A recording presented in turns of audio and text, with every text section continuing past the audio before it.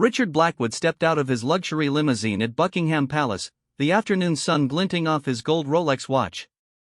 At 52, he had built a tech empire worth over $2 billion, and he carried himself like a man who believed money could buy anything, including respect. His designer Italian shoes clicked against the pavement as he adjusted his $1,000 silk tie, completely ignoring the long line of tourists waiting patiently behind the ropes. The palace gates stood majestically before him, flanked by two stoic royal guards in their iconic red tunics and tall bearskin hats. These were not mere ceremonial figures but highly trained soldiers from elite regiments, chosen for their discipline and unwavering commitment to their duty. Each guard stood perfectly still, their rifles held at the precise angle dictated by centuries of military tradition. Richard had flown to London on his private jet for what he called a cultural expedition, though his real motivation was to add prestigious photos to his social media accounts. He had already posted dozens of pictures from his five-star hotel suite, his Michelin-starred dining experiences, and his shopping spree on Bond Street. The Royal Guards, he decided, would be the perfect backdrop for his next viral post. His personal assistant, Marcus, a nervous young man in his 20s, trailed behind him carrying multiple camera bags and a selfie stick. "Mr. Blackwood," Marcus whispered urgently, "perhaps we should join the tour group like everyone else?" Richard waved him off dismissively. "Nonsense. I didn't become a billionaire by following other people's rules." He pulled out his latest iPhone, worth more than most people's monthly salary, and began recording himself. "This is Richard Blackwood, coming to you live from London, where I'm about to get some exclusive content with the Royal Guards." The tourists in line watched with growing discomfort as Richard walked directly toward the restricted area. A middle-aged woman from Canada whispered to her husband, "That man is going to get himself in trouble." Her husband nodded, having noticed the subtle shift in the guard's posture, though they remained perfectly still. Richard approached the guard on the left, a tall soldier named James Mitchell, who had served 3 tours in Afghanistan before earning his position at the palace. James had been standing his post for over 2 hours, maintaining perfect composure despite the summer heat and the weight of his ceremonial uniform.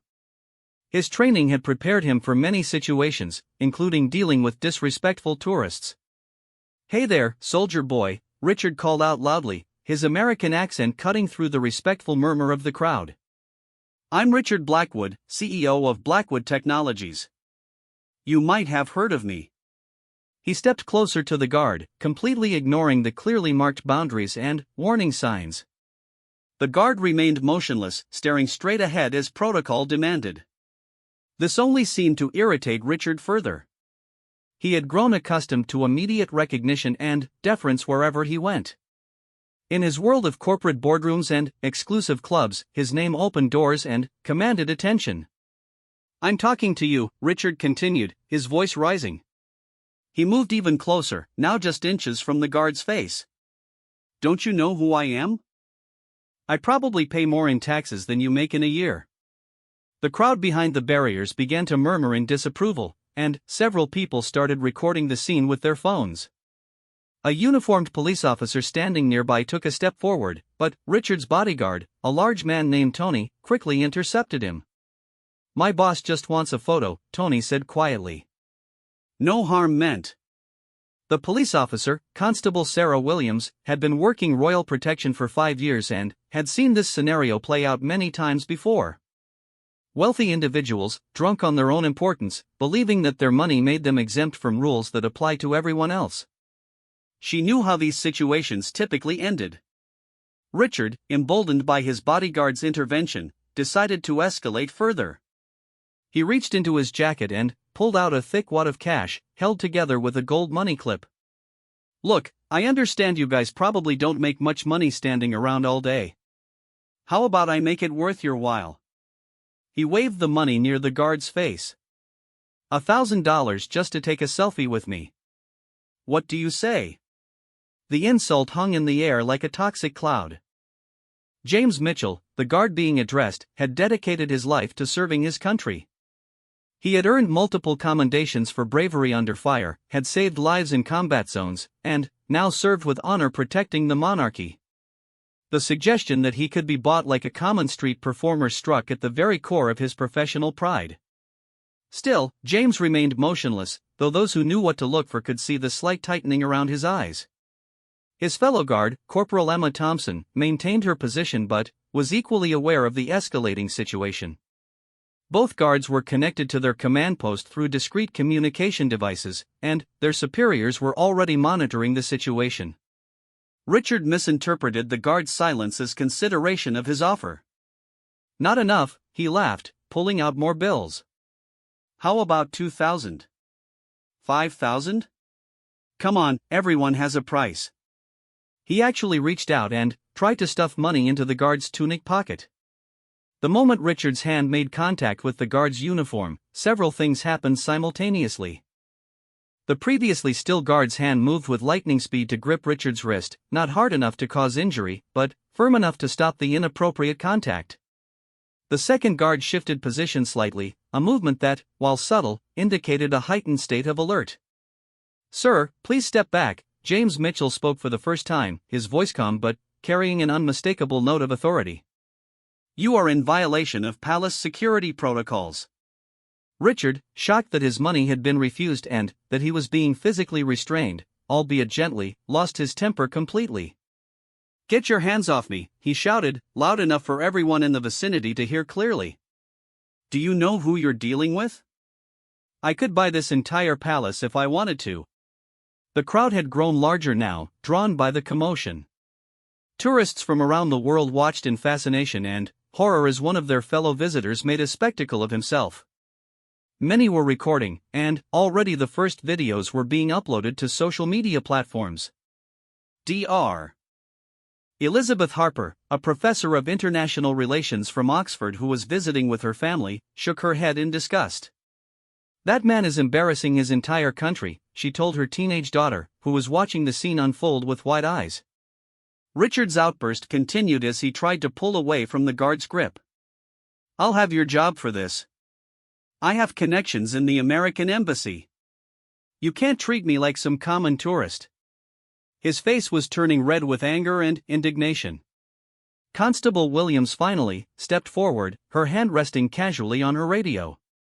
"Sir, I need you to calm down and step away from the guard immediately. You're causing a disturbance and violating security protocols." "And who are you supposed to be?"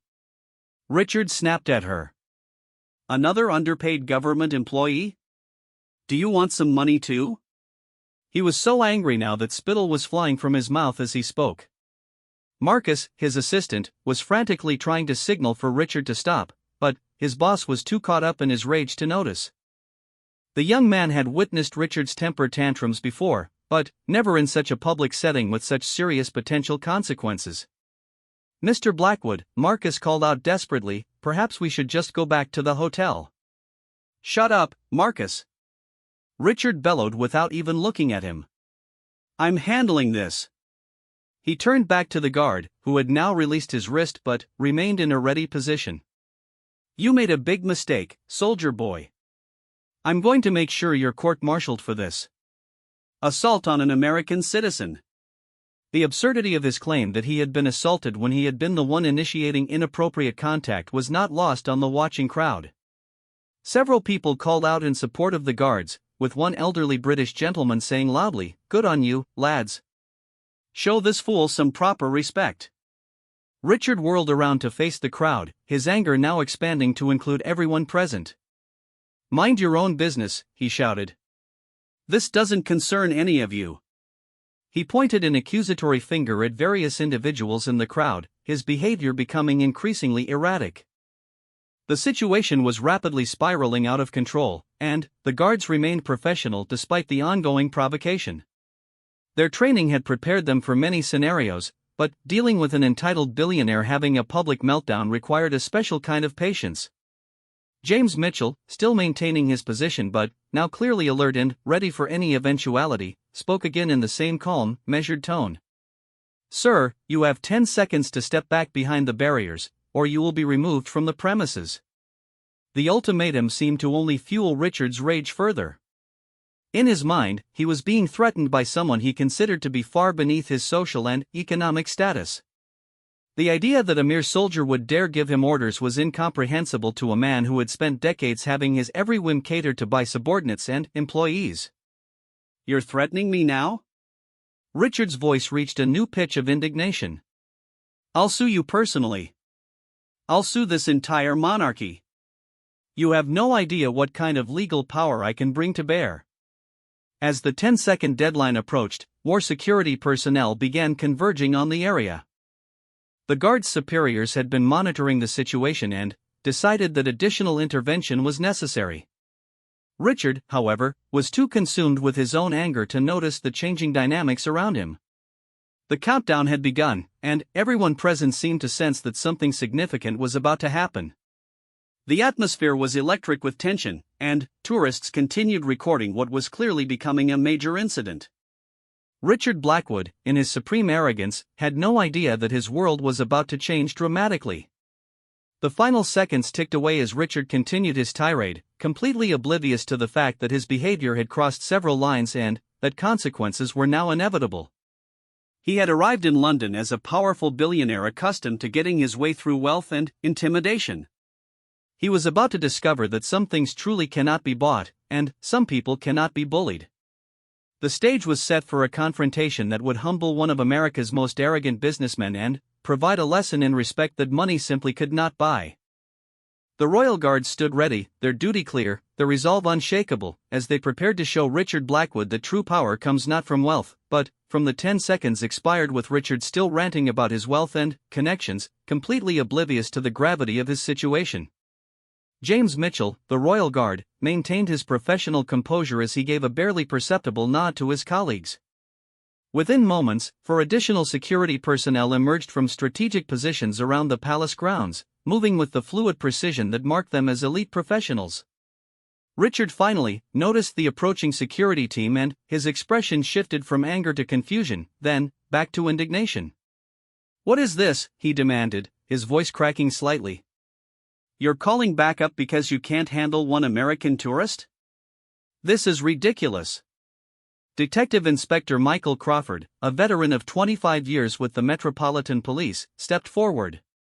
He was a tall man with graying hair and the kind of steady demeanor that comes from dealing with every conceivable type of human behavior. His uniform was impeccable, and his eyes held the quiet authority of someone who had seen it all and remained unimpressed by displays of wealth or status. "Sir, I am Detective Inspector Crawford with the Metropolitan Police," he announced clearly.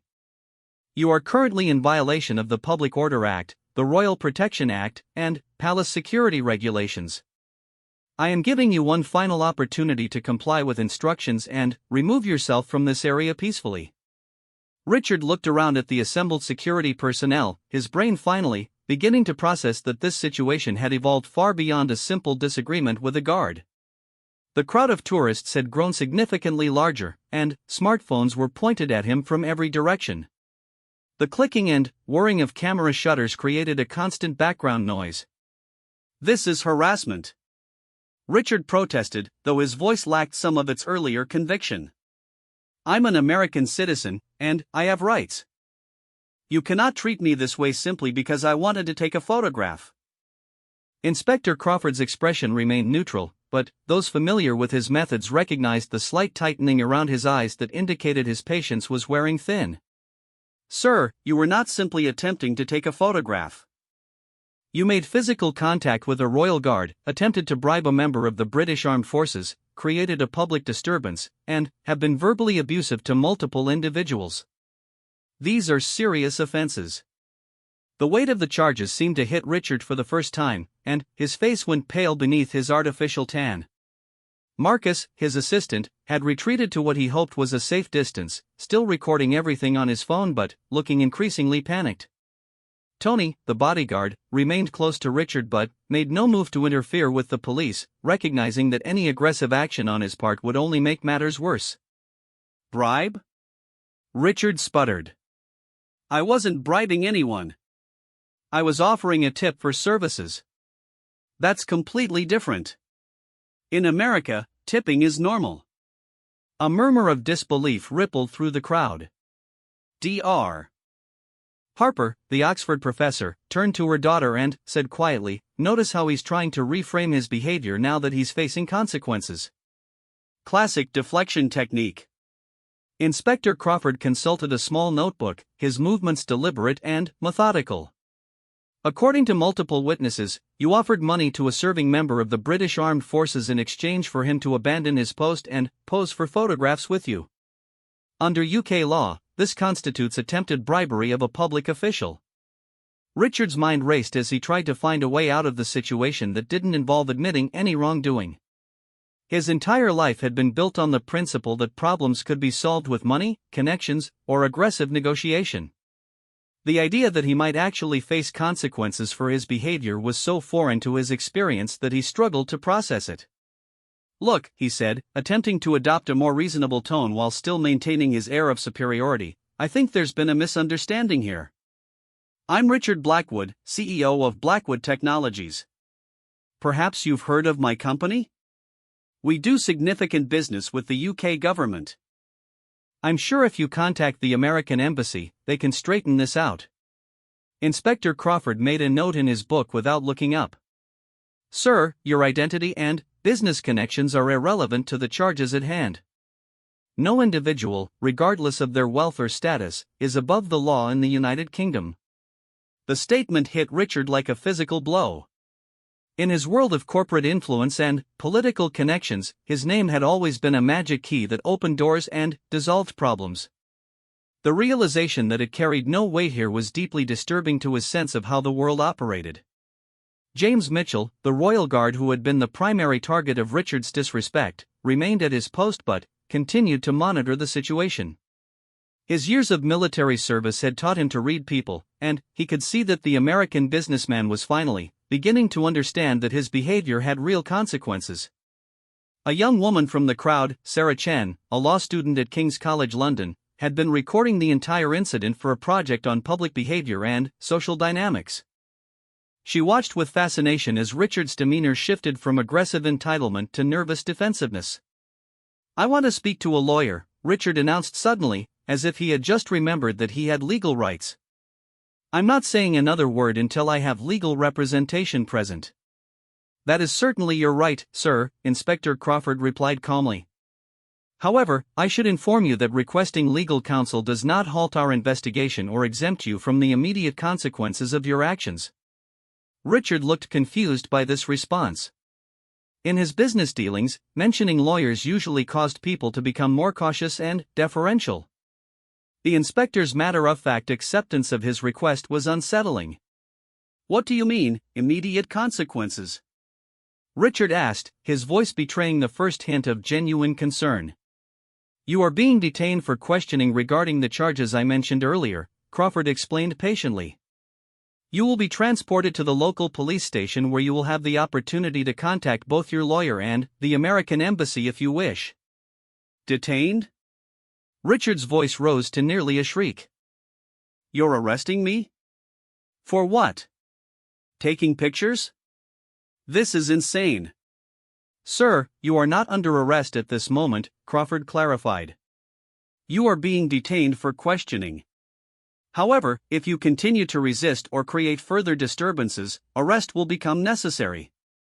The distinction was lost on Richard, who saw only that his freedom of movement was being restricted by people he considered to be his social inferiors. His face turned red again, and he began pacing back and forth in the small area where he was being held.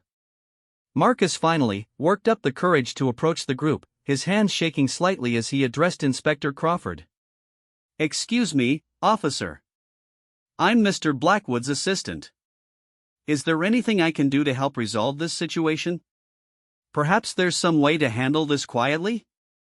Crawford turned his attention to the young man, noting his obvious nervousness and the genuine concern in his voice. "Sir, the best thing you can do for your employer is to contact his legal representation and inform them of his current situation. Beyond that, this matter must proceed through official channels." "Official channels?" Richard exploded, having overheard the conversation. "Do you have any idea how much money I spend in this country? How many British jobs my company creates? This is going to be a diplomatic incident." Dr. Harper shook her head in disgust at Richard's continued attempts to leverage his wealth and influence. She had seen similar behavior from entitled students over the years, but never quite at this level of shameless privilege. A member of the palace communications team had arrived on scene and was quietly coordinating with Inspector Crawford. Royal incidents involving foreign nationals required careful handling to avoid international complications, but they also could not allow disrespectful behavior to go unpunished. "Mr. Blackwood," Crawford said, his tone becoming slightly more formal, "I need you to understand that your behavior has been witnessed and recorded by dozens of individuals. Multiple serious charges could be filed based on the evidence already gathered. Your cooperation at this point could influence how this matter proceeds." Richard looked around at the crowd of onlookers, many of whom were still recording. For the first time, he seemed to truly grasp that his actions had been captured on multiple devices and would likely be shared widely on social media. His carefully cultivated public image as a successful business leader was crumbling in real time. "Turn off those cameras," he shouted at the crowd. "You don't have permission to record me. This is a violation of my privacy." He started moving toward a group of tourists who were filming, but Tony quickly intercepted him. "Boss, don't," the bodyguard said quietly. "You're just making it worse." The admission from his own employee that he was making things worse seemed to deflate some of Richard's bravado. He stood there for a moment, looking around at the sea of faces watching him with expressions ranging from curiosity to disgust to pity. Inspector Crawford took advantage of the momentary calm to address the crowd. "Ladies and gentlemen, I appreciate your patience during this incident. For those of you who have recorded video evidence, please be aware that it may be needed for legal proceedings. If you are willing to provide a statement, please see Constable Williams." Several tourists immediately approached Constable Williams, eager to share what they had witnessed. The Canadian woman who had predicted trouble earlier was among the first to volunteer her account of events. Richard watched this process with growing horror, realizing that not only had his behavior been recorded, but that multiple witnesses were now formally providing statements against him. In his corporate world, he was surrounded by employees and sycophants who would never dream of contradicting him or reporting his actions to authorities. "This is a conspiracy," he muttered, more to himself than to anyone else. "They're all working together against me." Marcus overheard the comment and winced. He had worked for Richard for 3 years and had seen his employer's tendency toward paranoid thinking when things didn't go his way. However, this was the first time he had witnessed it manifest in such a public and dramatic fashion. Inspector Crawford concluded his conversation with the palace communications representative and returned his attention to Richard. "Mr. Blackwood, we need to proceed to the station now. You may contact your legal representation from there." "I'm not going anywhere with you," Richard declared, crossing his arms defiantly. "I haven't done anything illegal, and I'm not going to be intimidated by a bunch of British bureaucrats." The statement represented a fundamental misunderstanding of his situation and his options. Crawford exchanged a look with his colleagues, and the subtle shift in their positioning indicated that Richard's cooperation was no longer optional. "Sir, you are now under arrest," Crawford announced formally, producing a set of handcuffs. "You have the right to remain silent, but anything you do say may be given in evidence. You have the right to have someone informed of your arrest and to consult privately with a solicitor free of charge." The sight of the handcuffs finally broke through Richard's wall of denial and arrogance. His eyes widened in shock as the reality of his situation became unavoidable. For the first time in decades, Richard Blackwood was facing consequences that his money and influence could not immediately resolve. The transformation was remarkable to witness, and the crowd fell silent as they watched one of the world's wealthiest men realize that he was not, in fact, above the law. The metallic click of the handcuffs closing around Richard's wrists echoed through the suddenly quiet courtyard like the sound of his entire world crashing down. For a man who had spent his adult life commanding boardrooms and intimidating competitors, the sensation of having his hands restrained behind his back was profoundly humiliating and disorienting. "This cannot be happening," Richard whispered, more to himself than to anyone else. His voice had lost all of its earlier bluster and aggression, replaced by a hollow disbelief that bordered on shock.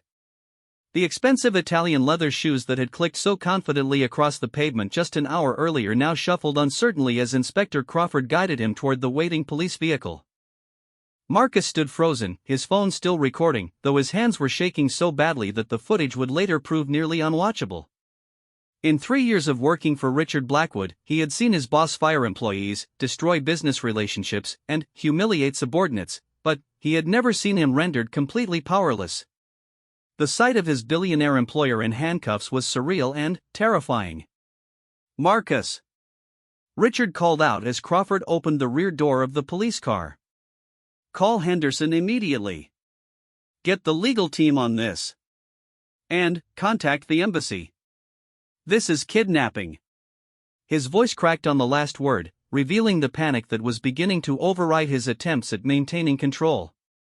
The young assistant nodded frantically, though he had no idea who Henderson was or how to contact the embassy. Richard had always handled those high-level connections himself, keeping his staff deliberately isolated from his most important relationships as a way of maintaining control over his organization. Tony, the bodyguard, approached Inspector Crawford with careful, non-threatening movements. "Sir, I need to ask what happens now. Am I allowed to follow you to the station? Mr. Blackwood is my responsibility." Crawford studied the large man, recognizing a professional when he saw one. "You may follow us to the station, but you will not be permitted to interfere with our procedures. Your employer will have access to legal counsel, but that counsel will not include private security personnel." Tony nodded his understanding, though his face showed obvious concern about explaining to his employer's wife how her husband had ended up in British police custody. Richard's wife, Miranda, was known throughout their social circle for her explosive temper and her absolute intolerance for anything that might embarrass the family name. As Richard was helped into the back seat of the police car, the crowd of onlookers pressed closer to the barriers, eager to capture the final moments of his public humiliation. The irony was not lost on many of them that a man who had demanded to be photographed with the royal guards was now getting far more photographic attention than he had ever wanted. Dr. Harper, the Oxford professor, watched the scene with a mixture of satisfaction and sadness. "This is what happens when privilege goes unchecked for too long," she explained to her daughter. "That man has probably never heard the word no from anyone who wasn't immediately overruled by someone else with more money." Sarah Chen, the law student, continued recording while mentally cataloging the legal implications of what she had witnessed. This incident would become a case study in her courses on international law and diplomatic immunity. The fact that wealth and influence had provided no protection against British law enforcement would be a powerful example for future legal scholars. Inside the police car, Richard sat in stunned silence as London streets rolled past the window. The city that had seemed so charming and quaint during his luxury shopping expedition now felt hostile and foreign.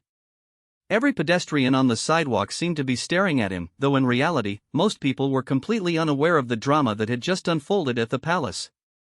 Inspector Crawford drove carefully through the London traffic, occasionally glancing in the rearview mirror at his passenger. In his 2 decades of law enforcement, he had arrested celebrities, politicians, and other wealthy individuals, but Richard Blackwood's complete shock at facing consequences for his behavior was particularly striking. "Where are you taking me?" Richard finally asked, his voice barely above a whisper. "Belgravia Police Station," Crawford replied matter-of-factly. "You'll be processed there and given the opportunity to contact your legal representation." "Processed?" The word seemed to confuse Richard. "What does that mean exactly?" "Standard procedure, sir. Fingerprints, photographs, formal charging documents. Nothing unusual." The idea of having his fingerprints taken and being photographed like a common criminal was almost incomprehensible to Richard. He had posed for countless professional photos for business magazines and social media, always carefully lit and expertly composed to project an image of power and success. The thought of a police mugshot was deeply disturbing. Back at Buckingham Palace, the aftermath of the incident continued to unfold. Constable Williams was still taking statements from witnesses, and the story was beginning to spread beyond the immediate crowd. Several tourists had already posted videos to social media platforms, and the hashtag entitled tourist was beginning to trend. James Mitchell, the royal guard who had been the primary target of Richard's disrespect, remained at his post, maintaining the same perfect posture and stoic expression that had so infuriated the American businessman. However, those familiar with the guards could detect a subtle sense of satisfaction in his bearing. Justice had been served, and the dignity of his position had been upheld. Corporal Emma Thompson, the female guard who had witnessed the entire incident, would later write in her report that Richard Blackwood's behavior represented one of the most blatant displays of entitled disrespect she had encountered in her 5 years of palace duty. Her account would become part of the official record that would follow Richard through the legal system. At Belgravia police station, Richard was led through the booking process with the same methodical efficiency that characterized all British police procedures. His expensive watch, wallet, and phone were catalogued and secured, leaving him feeling even more isolated and vulnerable. The fingerprinting process was particularly humiliating for a man who took pride in his manicured appearance and soft hands that had never known manual labor.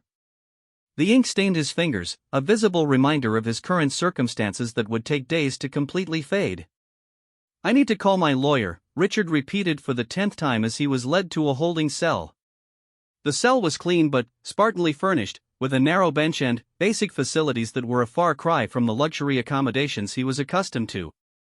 "Legal aid will be arranged, sir," the custody sergeant replied patiently. "You may also contact your own legal representation if you have the contact information." This presented an immediate problem for Richard. His phone, now locked away with his other personal effects, contained all of his important contacts. He had never bothered to memorize phone numbers, relying entirely on his device's contact list. The realization that he could not actually reach his lawyer without assistance was another blow to his sense of control and competence. Meanwhile, news of the incident was beginning to reach the international business community. Richard's arrest had not yet been officially announced, but social media posts and eyewitness accounts were starting to circulate among financial reporters and industry watchers.